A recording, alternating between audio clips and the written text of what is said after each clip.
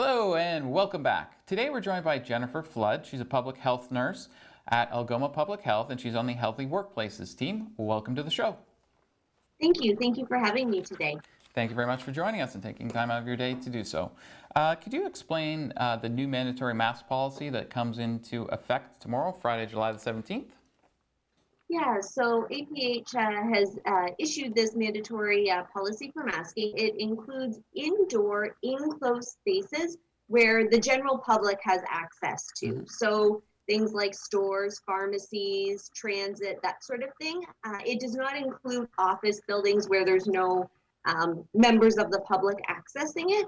Though certainly we would encourage employees to wear masks if they're not able to physically distance, but it's specific to indoor spaces where members of the public are entering and have access. Yeah, our offices here, we're all socially distanced because we're every other desk and stuff since COVID-19 happened. So, and people from the public don't come in here because we do everything on Zoom and things like that.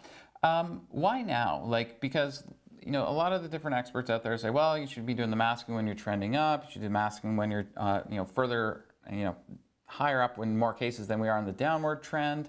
Because we have one case right now in the entire Algoma district. We know that it is in the Sault Ste. Marie area, as defined as the 4 different districts that APH uses. But why now?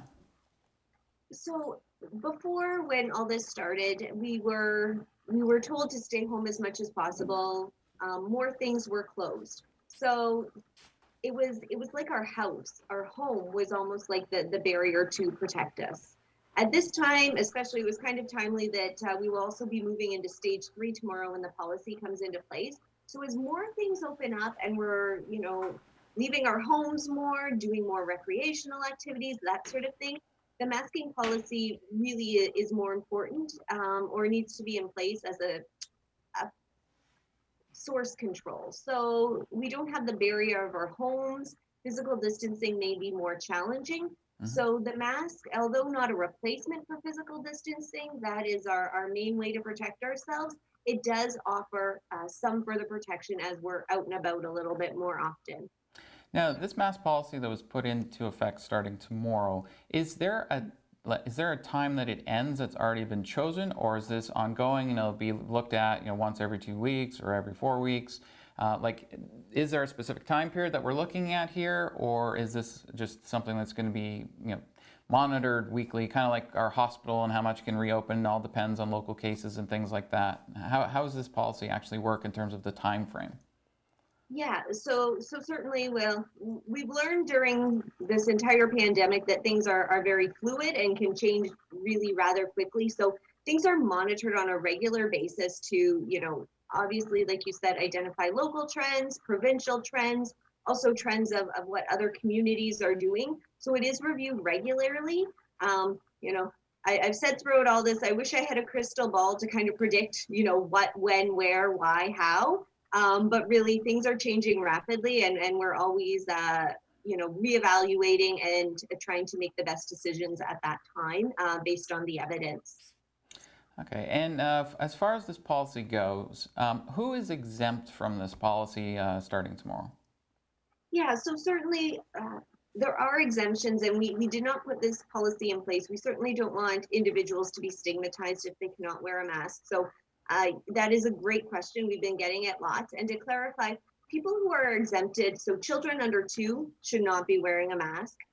Young children, we said 5, either chronologically or developmentally, whose parents or caregiver can't encourage them to wear a mask, should not be wearing a mask, as well as others with health issues, specifically breathing issues. So things like severe asthma, COPD would be examples of people who may not be able to wear a mask, as well as those who have communication difficulties, where wearing a mask would impede that. So those are the exemptions, and it's a good faith policy.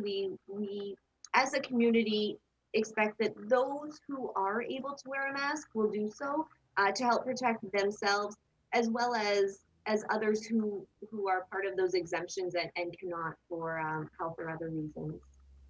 All right, well, thank you for that answer. We'll be right back after the break with more from Jennifer Flood. Hold tight.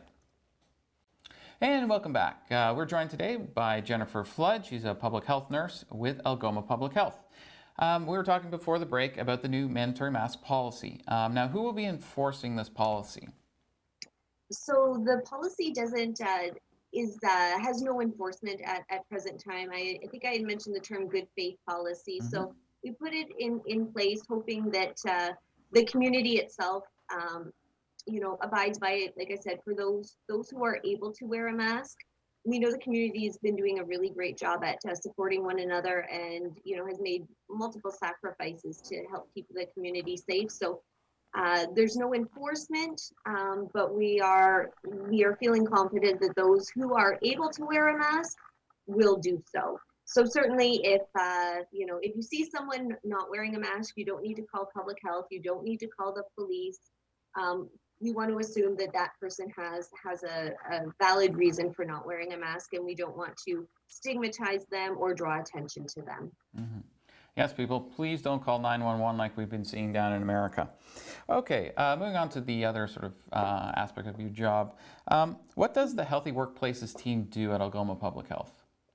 Yeah, so our team has public health nurses who are registered nurses, as well as public health inspectors and other environmental health staff. So we're made up of a variety of different roles and responsibilities. And we've been answering questions either through phone or email for workplaces, groups, sometimes the general public, in relation to safe workplaces throughout COVID-19. We've been answering questions about the reopening phases, sharing the legislation with people, helping them understand the legislation. And we've been also working with our communications team to develop resources. So whether that be emails, some social media, as well as information for the website for workplaces and other groups and organizations. And what is the biggest change you've noticed in sort of your day-to-day job since COVID-19 started?